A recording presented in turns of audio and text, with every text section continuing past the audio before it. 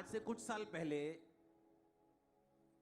मैं एक्सरसाइज करता हूं रोज, तो मैं एक्सरसाइज कर रहा था और मैंने नोटिस किया कि बॉडी में एक मसल जो है वो स्टिफ है थोड़ा। एक मसल स्टिफ है। जब आप स्ट्रेचिंग करते हैं तो आपको मसल मालूम होते हैं कि वो स्टिफ है।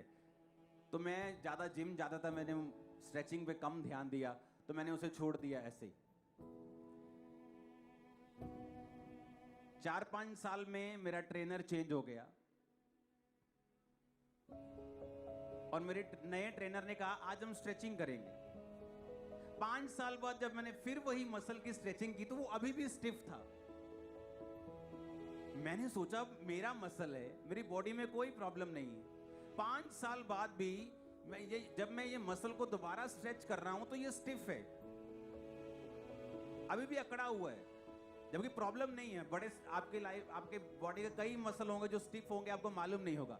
जब आप जिम में जाते हैं, स्ट्रेचिंग करते हैं, आपको मालूम होता है। तो परमेश्वर का आत्मा मुझे उस बारे में समझाने लगा कि देख,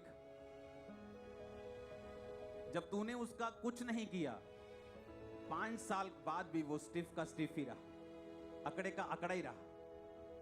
और आप इमेजिन करो, मैंने जब स्ट्रेचिंग शुरू की, नई स्ट्रेचिंग थी, 2 दिन स्ट्रेचिंग की, तीसरे दिन वो मसल बिल्कुल ठीक था।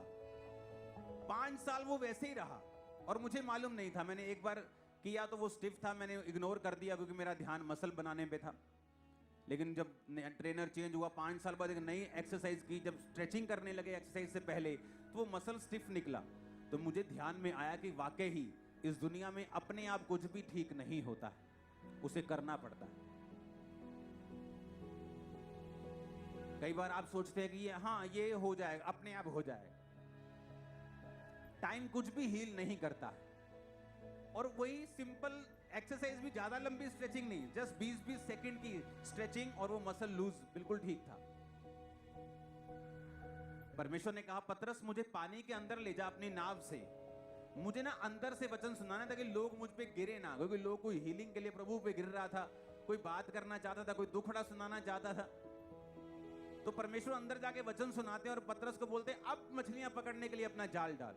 तो पतरस कहता है, प्रभु नहीं, मेरे पास सारी रात मैंने मेहनत की, मैंने कुछ हासिल नहीं किया, मैं मछुआरा हूं, मुझे पता है मछलियां नहीं आएंगी। लेकिन बाइबल कहती है जब परमेश्वर के कहने पे जाल डाला गया तो इतनी मछलियां आई, नाव डूबने लगी। दोस्तों की नाव को बुलाया, उनकी नाव भर के डूबने लगी। पतरस हैरान हो गया। क्यों? क्योंकि उसकी जो नाव थी, परमेश्वर ने उसे इस्तेमाल किया।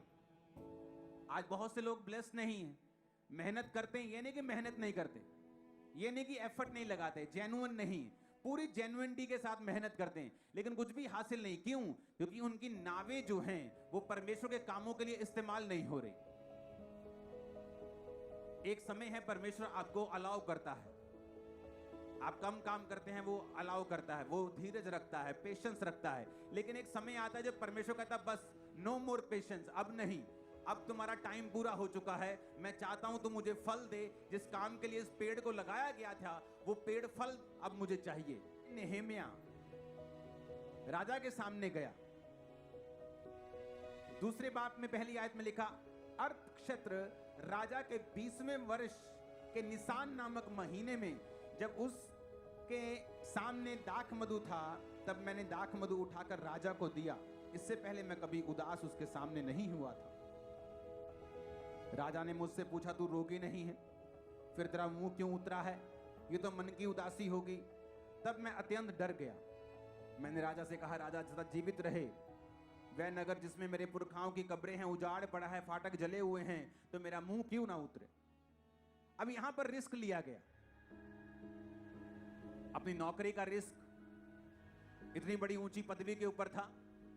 राजा का प्याऊ, राजा का खवाऊ जो होता था, बड़ी बड़ी, उनको लाखों करोड़ों रुपए की तनख्वाहें, उनके पैकेज होते थे, क्योंकि ये 2 होते थे जो राजा की सेफ्टी का ध्यान रखते थे।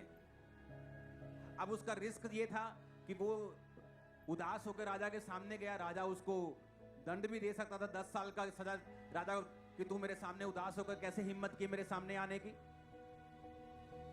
लेकिन बाइबल कहती है जब आप इस बात को ठान लेते हैं कि मुझे अपने परिवार की, अपने शरीर की, अपने जीवन की महिमा को फिर से बनाना है और उसे परमेश्वर के समान, जैसे खुदा ने मुझे बनाया था, परफेक्ट ब्लेस्ड, वैसा करना है, तो आपको रिस्क लेना पड़ता है। लेकिन आज कितने लोग रिस्क लेने के लिए तैयार हैं? बहुत कम। उन्हें डर है उनकी बुआ नाराज ना हो जाए, उनका मामा नाराज ना हो जाए, उनके घर वाले नाराज ना हो जाएं, उसकी पत्नी नाराज ना हो जाए अगर वो परमेश्वर में चला गया, बपतिस्मा ले ले तो बच्चे घर से ना निकाल दें। उन्हें रिस्क नहीं लेना है। अगर रिस्क नहीं लेना है तो महिमा नहीं बनाई जा सकती। अगर आपका मसल वो स्टिफ है तो वो 4 साल बाद भी स्टिफ है, अपने आप कुछ नहीं होगा जब तक आप कुछ नहीं करेंगे तो।